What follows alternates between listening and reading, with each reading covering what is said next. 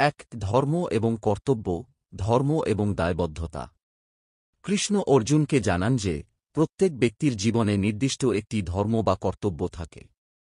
অর্জুন একজন যোদ্ধা হিসেবে কুরুক্ষেত্রের ময়দানে তার ধর্ম পালন করতে বাধ্য, যাতে ধর্মের জয় নিশ্চিত হয়।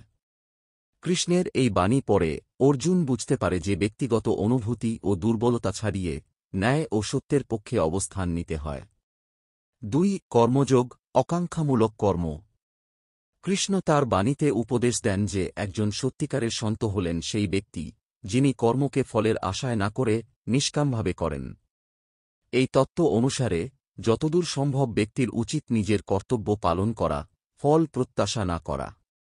কর্মফল সম্পর্কে আশঙ্কা ও লোভ থেকে মুক্ত থেকে কর্ম করা ব্যক্তিকে মুক্তি বা মোক্ষের পথে এগিয়ে নিয়ে যায়। ৩. জ্ঞানযোগ, বিজ্ঞান ও আত্মোন্বেষণ। কৃষ্ণ অর্জুনকে বোঝান যে নিজের সত্যিকারের সত্য বা আত্মার প্রকৃতি বুঝতে পারা জীবনের সবচেয়ে গুরুত্বপূর্ণ দিক।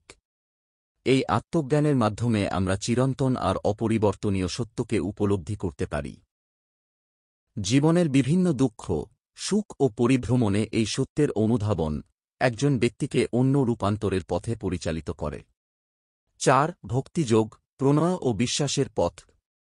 কৃষ্ণ বলছেন যে ভক্তি বা ঈশ্বরে সম্পূর্ণ আত্মসমর্পণ করা মানুষের জীবনে উচ্চতর শান্তি ও মুক্তি নিয়ে আসে। ভক্তির মাধ্যমে ব্যক্তি ঈশ্বরের সঙ্গে একাত্মতা লাভ করেন, যা মানসিক ও আধ্যাত্মিক উন্নতির মূল চাবিকাঠি। এই পথ মানবকে আত্মিক শান্তি ও অনন্ত প্রেমের পথে পরিচালিত করে। ৫. সত্য ও অতিমাত্রার বাস্তবতা, অন্তর্দৃষ্টি ও স্বার্থপরতার অতিক্রম। কৃষ্ণের বাণীতে আরেকটি গুরুত্বপূর্ণ দিক হল জীবনের অস্থায়ী দৃষ্টিভঙ্গি থেকে বিরত থেকে অতিমাত্রার সর্বোচ্চ সত্যের উপলব্ধি করা। তিনি অর্জুনকে স্মরণ করিয়ে দেন যে দেহ ও মনের পরিবর্তনের উপর নয়, বরং আত্মার চিরন্তন এবং অপরিবর্তনীয় স্বভাবেই সত্যের সন্ধান করতে হবে। উপসংহার: ভগবদ্গীতার বার্তা একটি সমন্বিত জীবনদর্শন প্রদান করে, যেখানে কর্মপন্থা, জ্ঞান এবং ভক্তির সমন্বয়ে মুক্তির পথ সুগম হয়। অর্জুনের দ্বিধা ও মানসিক উত্তেজনার মধ্য দিয়ে কৃষ্ণ যে শিক্ষা দেন তা শুধু যুদ্ধক্ষেত্রে নয়, প্রতিটি মানুষের জীবনে প্রাসঙ্গিক।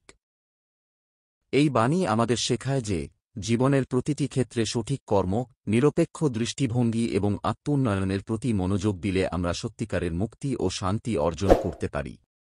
এইভাবে কৃষ্ণ অর্জুনকে গীতার বাণী আমাদেরকে জীবন ও আত্মার গভীরতা সম্পর্কে চিন্তা করতে, নিজেদের ধর্ম ও কর্তব্য সম্পর্কে সচেতন হতে এবং নিঃস্বার্থভাবে কর্ম করতে উদ্বুদ্ধ করে।